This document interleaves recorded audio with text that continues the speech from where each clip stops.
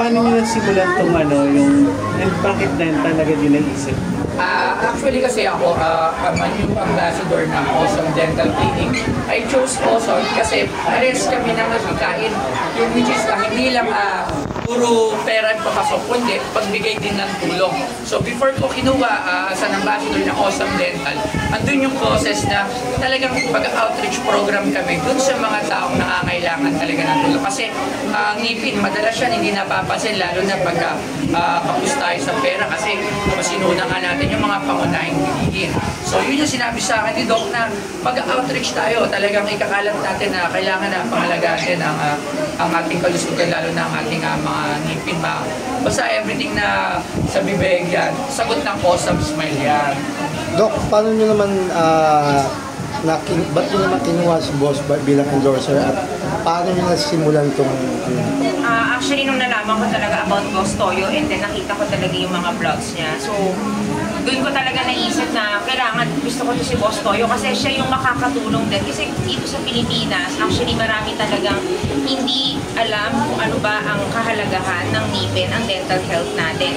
So, through his voice din, at pares kami ng advocacy na gusto namin makatulong, makashare ng blessing. So, kaya talaga siya yung una namin. Actually, siya ang first ambassador talaga namin na influencer, macro-influencer, na kilala kasi gusto namin ma-spread talaga yung awareness about oral health. Baka daming pumila kanina. So, kumusta yung experience? Ilan ba yung mga naservisyohan niyo for today? Ilan nga ba, Doktora, ang ating nabigyan ng ngayon, ng bunot? Kanina po, nasa almost 400 po. 400 namin. At marami din talaga nag-volunteer din. Yes, maraming nag-volunteer namin.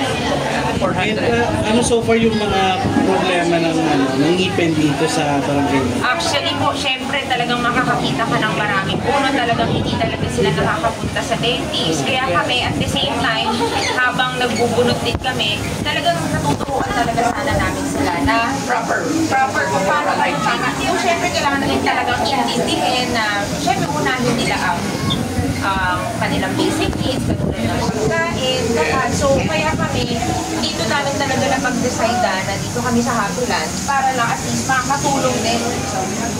Lalo na kami nararamdaman silang sakit ng ngipin. So, at least ngayon, sobrang fulfilling po talaga na together with Boss Toyo na nakatulong kami, lalo na sa luster din. Ang dami din tumulong sa amin para matupad to. Ito po kasi biggest na namin.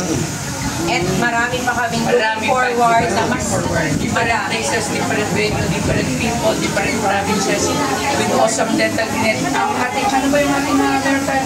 Bubuhin natin. Ito yun, awareness. po. Yung isa po natin,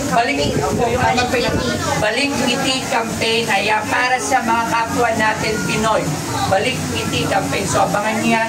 More event with Awesome Smile, Boss Toyo, and with Doc. Pakilala po kayo, si Doktora. I'm Doktora Sam from Awesome Smile Dental Clinic. Ayan, so sana abangan niyo po lahat ang aming outreach program at Balik Ngiti awareness namin. Magiging nationwide ba to or Metro Manila? Yes, nationwide kami at titignan namin kung ano yung mga pwede namin puntahan para maabot namin yung lalo-lalo na yung mga hindi talaga nakaabot. Kasi like nung hindi ko napuntahan sa Cagayan, nakita ko sila din yung mga data. Talagang yung mga oral nila talagang wala. Lahat ang pinakala mo zombie.